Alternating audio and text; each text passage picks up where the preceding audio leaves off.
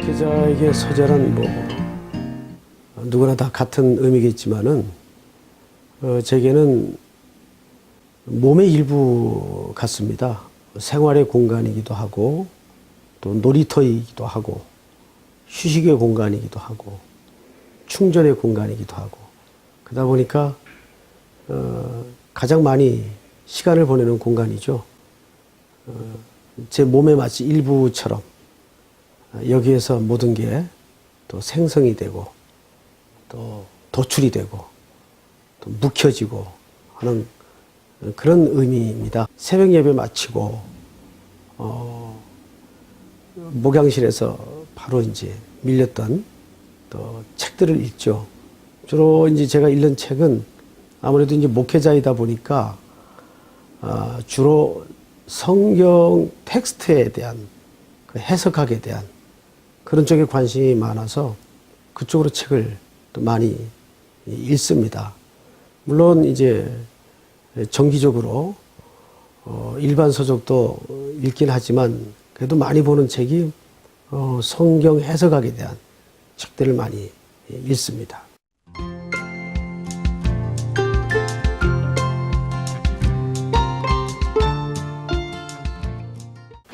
제가 삼일교회로 부임한 지가 지금 8개월째입니다.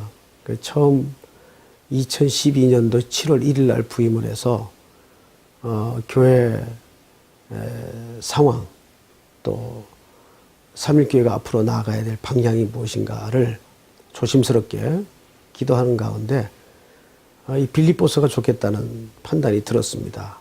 왜냐하면 그 도시 자체가 원래는 그 야만의 도시였죠.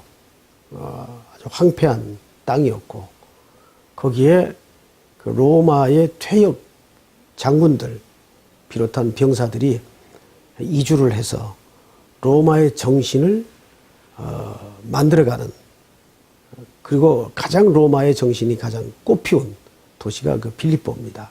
그 리틀 로마라고도 불리우죠. 그래서 이 빌립보는 철저히 이중성을 갖고 있습니다. 세속의 도시면서 동시에 로마의 정신을 가장 잘 구현해낸 그런 특징을 갖고 있죠. 이때 로마 정부가 가장 활용했던 그 정신을 담아낸 그릇이 시민권이라는 개념입니다. 거기에 이주해 간 모든 사람들에게 로마 시민권을 부여해서 그 시민권에 걸맞는 로마의 시민으로서 어떻게 살아야 되는가 하는 그 철학과 가치를 펼쳐갔죠. 이것은 이 세속의 도시와 세속의 세상에 살아가는 우리 그리스도인들에게 어쩌면 이렇게 적실한 구조가 아니겠는가 생각을 해서 이 책을 우리 성도들과 함께 나누게 되었습니다. 앞서도 말씀을 드렸지만 빌립보는 원래 자체가 야만의 도시였죠. 그리고 로마에게 정복을 당하면서 그 땅에 그 퇴역 장군들과 병사들이 이주해 가서 가장 먼저 로마의 시민권을 부여받습니다. 그리고 이제 그 시민권에 걸맞는 도시를 만들어 가죠. 이것은 어쩌면 이 땅에 살아가는 우리들에게 아주 필요하고 또 정확한 그 구도가 아닌가 생각을 합니다. 우리가 비록 이 땅에 살지만 우리 하늘의 시민권자로서 이 땅에 하나님의 나라를 구현하고 하나님의 통치를 경험케 하는데 우리 그리스도인들이 이 땅에 존재하는 이유가 있겠죠.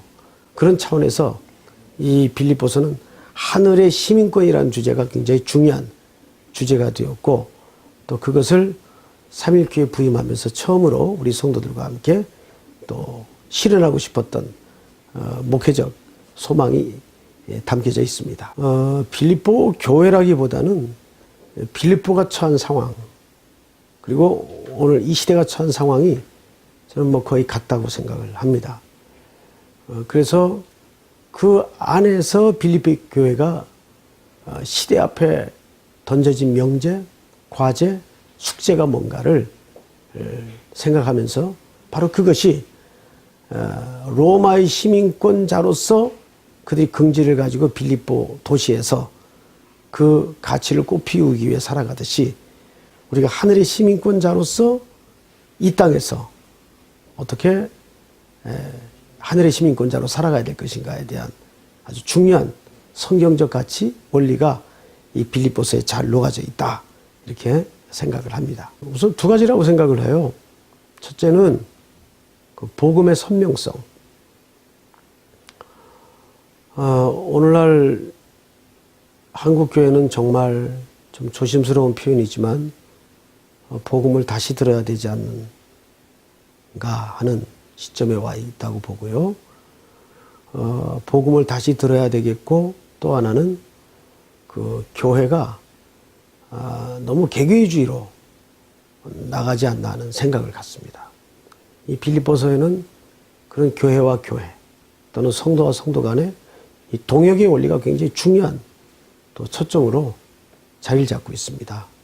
그래서 교회는 유니버셜 처치, 즉 하나의 교회라는 그런 관점의 회복이 이 시대에 참 필요하지 않을까. 남의 교회의 아픔과 시련과 불행이 나와 무관하지 않을 수 없거든요. 왜? 머리신 그리스도께 다 연결된 하나의 몸이기 때문입니다.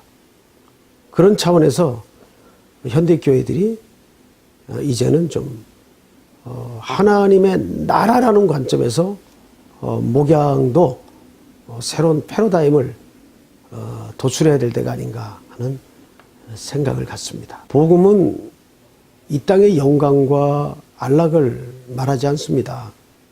항상 사도 바울의 관점도 복음과 함께 고난을 받으라고 했지 않습니까?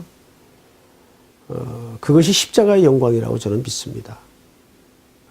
그러나 오늘날 한국교회는 너무 모든 걸 다 갖추어져 있지 않나. 인력적인 차원에서도 그렇고 재정적인 차원에서도 그렇고, 그러다 보니까 점점 십자가의 본질이 뒷걸음질하고 밀려가는 아픔을 보죠. 그래서 빌립보서를 통해서 우리 성도들에게 좀 강조하고 싶었던 것은 뭐냐면, 예수 그리스도께서 십자가에 그 죽으신 이유가 무엇이고, 거기에서 우리는 왜 함께 거듭나야 되는가, 그리고 거듭난 삶은 어떤 삶이어야 되는가, 이것을 우리 성도들과 함께 말하고 싶었습니다.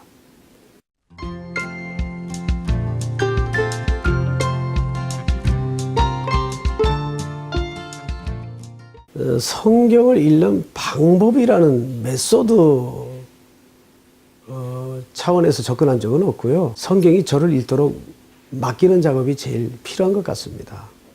성경이 저를 해석하고 제 인생을 이끌고, 그러니까 가장 중요한 것은 성경은 살아있는 하나님의 생생한 말씀이라는 그 엄연한 진리 앞에 늘 두려운 마음으로 서는 자세죠. 이제 성경 읽는 제 스타일이라고 그러죠. 스타일은 성경과 이렇게 대화를 합니다. 많은 질문이 늘 있죠. 읽으면서. 제일 중요한 게 매일매일 이 살아있는 생생한 하나님의 말씀 앞에 서는, 그래서 성경에 내 자신을 일단 던지고 맡기는 그런 수동적 태도가 필요하지 않을까. 목회자들이 그 우가 이걸 어떻게 성도들에게 전달해야 될까, 이쪽에 많이 관심과 초점이 맞추다 보니까 성경이 굉장히 의도적이 되죠. 해석 자체가. 가장 중요한 것은 성경에게 나 자신을 맡겨드리고 성경이 나를 해석하도록 그분 앞에 수동적인 자세로 서는 태도라고 저는 생각을 합니다. 우리 신대원에서 학생들을 이제 가르치고 있는데 목회학을 가르치고 있습니다. 근데 이제 제가 가르치는 클래스는 목회학 딱히 교재가 없어요. 그래서 제가 목회를 현장에서 물러나기 전에 우리 후배 목회자들에게 또 제자들에게 좀 가장 필요한 선배의 뭐 이야기랄까요?